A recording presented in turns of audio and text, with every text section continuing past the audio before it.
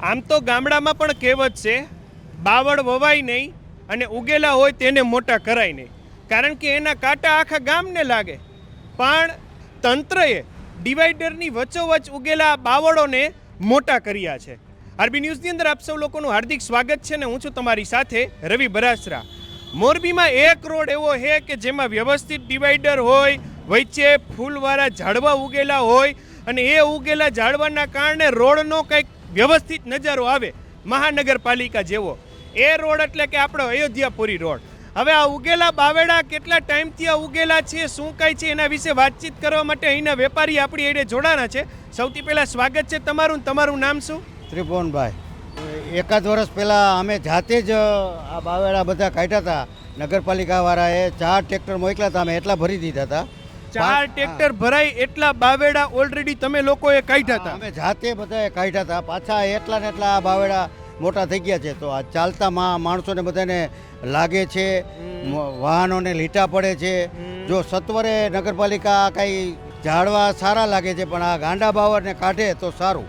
ST bus જ બસની બારીએ પોગી જાય એટલી હાઈટના છે. આ કંઈ નાના નથી. એટલે આ 5-6 મહિના ઉપર થઈ ગયા છે ને? ના, એકાદ વર્ષ પહેલાં અમે કાઢ્યા હતા, એના એકાદ વર્ષના થઈ ગયા છે. એક વર્ષના બાવેડા થઈ ગયા તો 365 દીમાં કોઈ નજરે ન ચડ્યા એવું થયું. અમે રજાનો દિવસ હતો એટલે અમે બધા વેપારીઓ લાગી જાત મહેનતે અમે બધા કાઢ્યા હતા. પણ આમાં એવું થઈ જાય ને ઘણી વખત કે બધી વસ્તુ પબ્લિક સંસ્થાઓ પોતે કરવા માંડે એટલે તંત્રને આરા થઈ જાય. આઈને રહેલા વેપારીઓએ કાઢી તો નાખવાના જ છે ને, સંસ્થાઓ એની રીતે કાઢી નાખવાની છે ને. તો આ બધા એની પોતપોતાની જવાબદારીમાં બધું લઈ લે છે તો હકીકતમાં તંત્ર અને અધિકારીને કરવાનું શું? કારણ કે અહીંયા પાણી પાવાય આવતા તો હશે જ ને જ્યારે ચોમાસું ન હોય. નહીં, અત્યારે પાણી પાવા તો આવે જ છે. ટ્રેક્ટર નગરપાલિકાના પાણી પાવા તો આવે જ છે. ઓકે, પાણી પાવા આવે છે એટલે સમજો ને પાણી પાઈને ઉછરેલા બાવેડા છે, લગાડવા માટે જ ઉગાડ્યા હોય એવું લાગે. કારણ કે એ બાને હોસ્પિટલ વાળાનું હાલે ને. JCB થી કાઢો ને તો એ મૂળિયા સાથે નીકળીએ તો બીજી વાર આ પ્રશ્ન ઉગવાનો ન આવે. અમે વર્ષ દિવસ પહેલા કાઢ્યા હતા, પાછા એવા ને એવા થઈ ગયા. સાચી વાત છે. એટલે ખરેખર આ ઉગેલા બાવળો અહીંયા પસાર થતા જે પ્રવાસીઓ છે, લોકો છે, વાહન લઈને નીકળતા જે વાહનદારીઓ છે એ લોકોને ખરેખર તકલીફ છે. કારણ કે એક્ટિવા લઈને નીકળ્યા હોય, ધ્યાન રીએ નો રીએ સીધો મોઢામાં આવે અને કાંટો સીધો જ આંખમાં લાગી જાય, કોક આંધળા થઈ જાય. એટલે ખરેખર કોકને ધંધે લગાડી દઈએ એવા વસ્તુ છે. એની હારોહાર કોક ગાડી લઈને જાતું હોય, કાચમાં સાઈડના દરવાજામાં લીહોટા પાડી દે છે. એસટી બસ તો ગાંતી જ હાલે છે.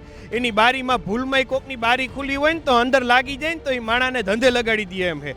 એટલે મોરબીની અંદર મેન અયોધ્યાપુરી રોડ ઉપર ડિવાઈડરની વચ્ચોવચ્ચ જે ઉછરીને મોટા કરેલા બાવેડાઓ છે આની કોઈ જરૂર છે જ નહીં. એટલે જે કોઈ પણ તંત્ર હોય, અધિકારી હોય, એમને કંઈ કહેવા માગશો? સત્વરે જલ્દીમાં જલ્દી આ બાવેડા કાઢો તો સારું. બાકી આ બાવેડાઓથી કોઈ અકસ્માત સર્જાય અને અકસ્માતનો કોઈ મોટો ભોગ બને અને ત્યારે આપણને યાદ આવે કે આ કાઢવાના હતા. એટલે લાગતા આ કાંટાઓને દૂર કરવામાં આવે અને આ જે ડિવાઈડર છે એ ફરી પાછું ચોખ્ખું થાય અને હવે પાછા બાવેડાની જગ્યાએ કોઈ બીજું તમે ઝાડવું વાવી દેશો ને તોય તમને ફાયદો થશે. કારણ કે ચોમાસામાં પાણી નહીં પાવું પડે અને ટાઈમે એ ઉછરી જાય છે. બરાબર ને? બરાબર. Ready. Thank you so much અમારી સાથે જોડાવા માટે. તમે લોકો તમારા Facebook page, YouTube channel, Instagram ઉપર અને હું હતો તમારી સાથે રવિ બરાસરા.